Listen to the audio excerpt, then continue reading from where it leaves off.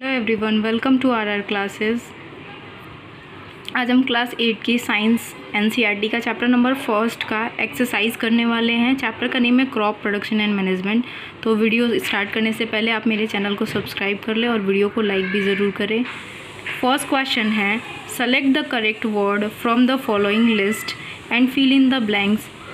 यहाँ पे word box में वर्ड्स दिए हुए हैं, इससे आपको ब्लैंक्स भरना है।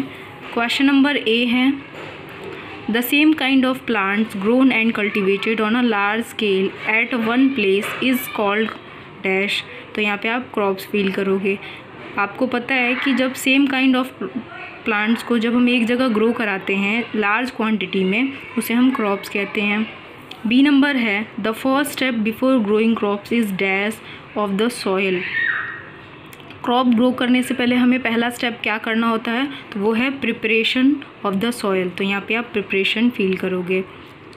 सी नंबर है, damage seed would dash on the top of water.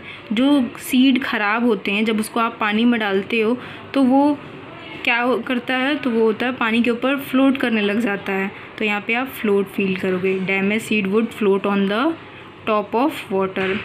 D number है, for growing a crop sufficient sunlight and dash from the soil are essential. Crops को ग्रो करने के लिए सनलाइट के अलावा और क्या दो चीज़ों की रिक्वायरमेंट होती है जो कि आपको सॉयल से मिलता है, तो वो है वाटर एंड न्यूट्रिएंट्स। तो आप यहाँ पे वाटर एंड न्यूट्रिएंट्स फील करोगे। सेकेंड नंबर क्वेश्चन है, match item in column A with those in column B. Column A में जो 4 पॉइंट्स दिए वो उसको आपको कॉलम बी के पॉइंट के साथ मैच करना है। कॉलम बी में 5 पॉइंट्स दिए हैं, मीन्स 1 पॉइंट जो है वो एक्स्ट्रा है। 1 पॉइंट है खरीफ क्रॉप्स। तो खरीफ क्रॉप्स क्या होता है, आपको पता है कि जिन क्रॉप्स को हम गर्मियों में उगाते हैं बारिश के सीज़न में, उसे हम खरीफ क्रॉप्स कहते हैं। तो इसको हम मैच करेंगे ई नंबर के साथ, पैडी एंड मेज़, इनको हम खरीफ क्रॉप्स कहते हैं।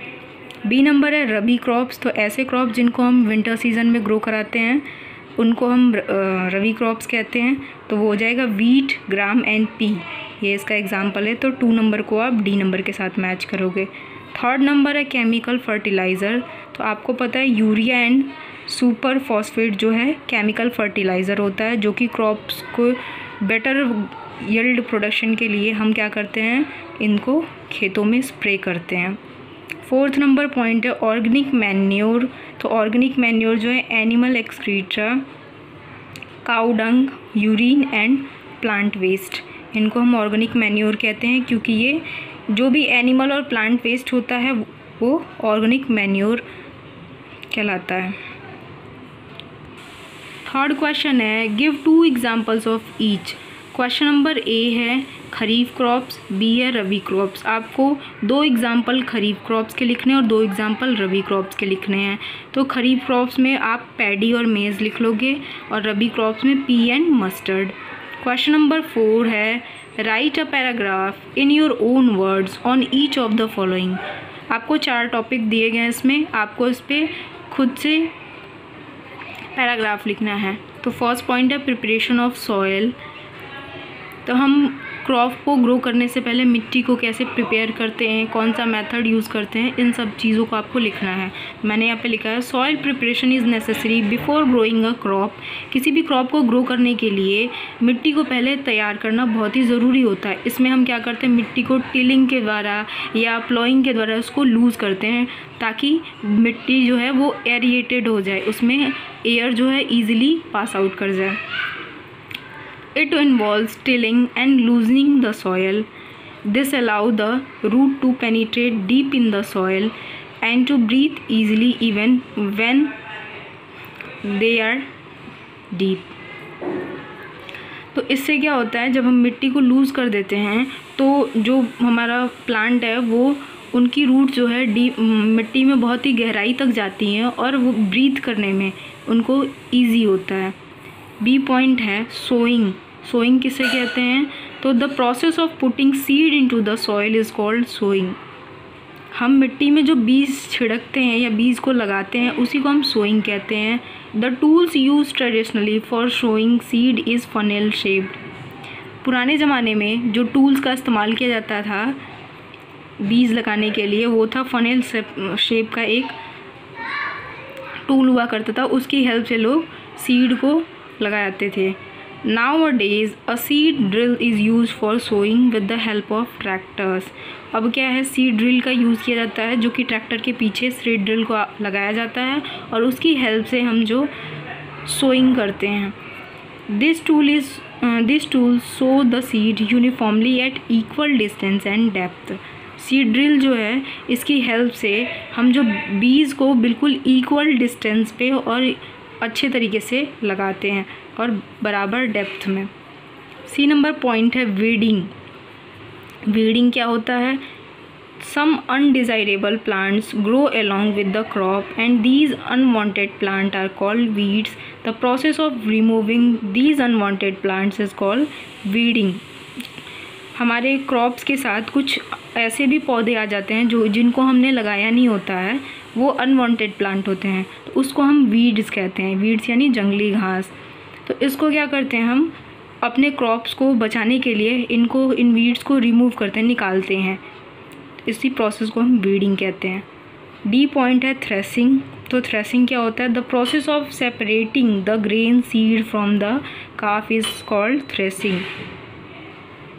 तो जो हमें हार्वेस्टिंग के बाद जो हमें ग्रेन्स मिलते हैं उनमें क्या होता है, काफ भी होता है। तो उनको अनाज को क्या करना होता है, हमें इन काफ से सेपरेट करना होता है। इसी प्रोसेस को हम थ्रेसिंग कहते हैं। क्वेश्चन नंबर 5 है explain how fertilizer are different from manure. आपको बताना है कि फर्टिलाइज़र जो है कैसे डिफरेंट होता है मैन्योर से। तो फर्टिलाइज़र इधर मैंने फर्टिलाइज़र लिखा है, फर्टिलाइज़र के पॉइंट्स, इधर मैन्योर के पॉइंट्स। फर्स्ट पॉइंट है fertiliser is a man made inorganic salt. Fertiliser जो है इंसानों के द्वारा बनाया जाता है और ये एक इनऑर्गेनिक सॉल्ट है, यानी कि ये केमिकल के द्वारा बनाया जाता है। Manure is a natural substance obtain by the decomposition of cattle Dang and plant residues. Manure जो होता है, जिसको हम खाद बोलते हैं, वो एक नेचुरल सब्सटेंस होता है और ये हमें कहाँ से मिलता है? तो कैटल डंग से या प्लांट रेसिड्यू से, इनके डिकम्पोजिशन से, प्लांट और एनिमल के डिकम्पोजिशन से हमें मैन्योर मिलता है। सेकेंड पॉइंट है fertiliser is prepare in factories. Fertiliser को हम फैक्ट्री में तैयार करते हैं और मैन्योर को हम फील्ड में प्रिपेयर करते हैं। तो manure can be prepared in the fields. Third point है fertiliser does not provide any humus to the soil. Fertiliser से सॉयल को कोई भी ह्यूमस नहीं मिलता है, लेकिन मैन्योर डालने से सॉइल को बहुत सारा ह्यूमस प्रोवाइड होता है। तो manure provides a lot of humus to the soil. Fourth number point है fertiliser are very rich in a plant nutrients like nitrogen, phosphorus and potassium. इसको हम NPK भी कहते हैं। फर्टिलाइज़र में बहुत सारे न्यूट्रिएंट्स होते हैं जो कि पौधों के ग्रोथ के लिए बहुत ही ज़्यादा एसेंशियल होते हैं, जैसे कि नाइट्रोजन, फॉस्फोरस और पोटेशियम। फोर्थ पॉइंट इसमें manure is relatively less rich in plant nutrients. Manure में बहुत ही कम न्यूट्रिएंट्स होता है compare to fertilizer. Question number 6 है what is irrigation? Describe 2 method of irrigation which conserve water. Irrigation क्या होता है आपको ये बताना है और 2 ऐसा तरीका बताना है इरिगेशन का जिससे कि हम पानी को बचा सकें, यानी पानी उसमें वेस्ट ना हो। तो आंसर लिखा मैंने यहाँ, the artificial method of watering the plant for assisting in their growth is called irrigation. Artificial तरीके से हम पौधों को जब पानी देते हैं उसी को हम इरिगेशन कहते हैं, यानी सिंचाई कहते हैं। इससे प्लांट के ग्रोथ में क्या होता है, बहुत ही हेल्प मिलती है। 2 methods which help us to conserve water are. 2 ऐसे तरीके जिनसे कि हम वाटर को कंजर्व कर सकते हैं। फर्स्ट मेथड है sprinkler irrigation system, second system है ड्रिप इरिगेशन सिस्टम। तो स्प्रिंकलर इरिगेशन सिस्टम में क्या होता है कि इसमें ऊपर एक रोटेटिंग एक पाइप होती है जिससे कि डिफरेंट और भी पाइप्स वर्टिकली कनेक्ट होती हैं। उसके ऊपर एक नोज़ल लगा होता है जिससे कि प्लांट्स को हम शावर के थ्रू पानी देते हैं। This irrigation system has an arrangement of vertical pipes with rotating nozzle on the top. It is more useful in the uneven and sandy land where sufficient water is not available. जहाँ पे पानी की कमी होती है वहाँ पे हम इस सिस्टम का यूज़ करते हैं क्योंकि वहाँ पे पानी की रिक्वायरमेंट ज़्यादा होती है। तो ऐसे जगह पे ये स्प्रिंकल इरिगेशन सिस्टम बहुत ही ज़्यादा यूज़फुल होता है। सेकेंड है ड्रिप इरिगेशन सिस्टम। तो this irrigation system has an arrangement of pipes और tubes with very small holes in them to water plant drop by drop just at the base of the root. It is very efficient as water is not wasted at all. इस system में क्या होता है कि पानी बिल्कुल भी waste नहीं होता क्योंकि ये जो है पाइप के थ्रू पौधों को पानी देते हैं, क्योंकि इसमें बहुत ही छोटा सा टाइनी होल होता है जिससे प्लांट्स के बिल्कुल रूट के पास लगाया जाता है और पौधों को ड्रॉप बाय ड्रॉप पानी मिलता है। इससे वाटर वेस्टेज नहीं होता है बिल्कुल भी। क्वेश्चन नंबर 7 है, if wheat is sown in the kharif season what would happen, discuss. अगर हम गेहूं को खरीफ सीज़न में यानी कि बारिश के सीज़न में लगाएं तो क्या होगा, ये आपको बताना है। तो आपको पता है कि गेहूं को हम ठंडियों में उगाते हैं और ख़रीफ सीज़न यानी बारिश का सीज़न होता है। गेहूं के क्रॉप्स को बहुत ही लेस वाटर की रिक्वायरमेंट होती है और अगर हम खरीफ सीज़न में यानी बारिश के सीज़न में इन्हें लगाएंगे तो हमारा गेहूं जो है वो सड़ जाएगा, उनके प्लांट जो है ख़राब हो जाएंगे। तो इसीलिए हम इनको खरीफ सीज़न में नहीं लगा सकते हैं। तो आंसर लिखा है मैंने, वीट क्रॉप्स में get destroyed if sown in kharif season because of unfavourable temperature, pest and adaptable condition for the plant to grow. अगर हम वीट को खरीफ सीज़न में लगाते हैं तो ये हम सड़ जाएगा पौधा, क्योंकि रेनी सीज़न में टेम्परेचर, पेस्ट और एडप्टेबल जो कंडीशन जो वीट के लिए चाहिए होगा वो एप्रोप्रिएट नहीं होगा। Kharif come during the rainy season, hence it is not a wise idea to grow wheat in kharif season. Kharif जो होता है बारिश के दिनों को कहते हैं हम, इसीलिए एक अच्छा आइडिया नहीं है कि हम वीट को खरीफ सीज़न में लगाएं। नेक्स्ट है क्वेश्चन नंबर 8 है, explain how soil get affected by continuous plantation of crop in a field. आपको बताना है कि कैसे मिट्टी को अफेक्ट होता है जब अगर लगातार हम सेम मिट्टी में क्रॉप्स लगाते हैं, किसी भी सीज़न में हम उसको खाली नहीं छोड़ते हैं। तो आंसर है, continuous plantation of crops make the soil poorer in certain nutrients as the crops take up nutrient from the soil become infertile, it does not get enough time to replenish the nutrients। लगातार हम किसी field में अगर crops को लगा रहे हैं तो उस सॉइल से जो है सारे न्यूट्रिएंट्स कंज्यूम हो जाएंगे और सॉइल जो है वो इनफर्टाइल हो जाएगा यानी अनउपजाऊ हो जाएगा। अगर उसको रिप्लेनिश करना है तो हमें उसे कुछ टाइम के लिए बिना क्रॉप्स लगाए हुए ऐसे ही छोड़ना पड़ता है, तो ये एक सही तरीका नहीं है। 9th नंबर क्वेश्चन है, what are the weeds, how can we control them. Weeds क्या होते हैं और कैसे हम इन्हें कंट्रोल कर सकते हैं। तो इसका आंसर लिखा है मैंने, the undesirable and unwanted plants which grow naturally along with the crops are called weeds. ऐसे पौधे जो कि हमारे क्रॉप्स के साथ नेचुरली ग्रो करवाते हैं उनको हम वीड्स कहते हैं। The growth of weeds can be control by adopting many ways.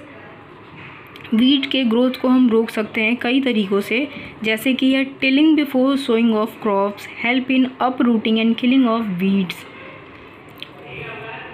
हम क्रॉप्स लगाने से पहले क्या करते हैं कि खेतों की जुताई कर लेते हैं, जिससे कि क्या होता है जो पहले के वीड्स हैं जो खेतों में रह गए होते हैं वो क्या होंगे, अप रूट हो जाएंगे, सूख जाएंगे खेतों में और उनके अंदर जो भी मिनरल्स और न्यूट्रिएंट्स होगा वो वापस सॉइल में मिक्स हो जाएगा।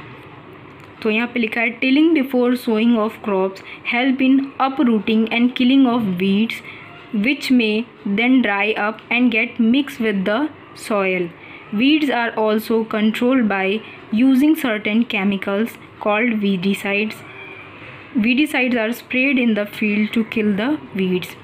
हम वीड्स को दूसरे मेथड से भी कंट्रोल कर सकते हैं, वीडीसाइड्स को स्प्रे करके। वीडीसाइड जो होता है इन वीड्स को कंट्रोल करने के लिए केमिकल है जिसे प्रिपेयर किया जाता है। इनके स्प्रे से वीड्स जो है अपने आप ही ख़त्म हो जाते हैं। तो थैंक यू।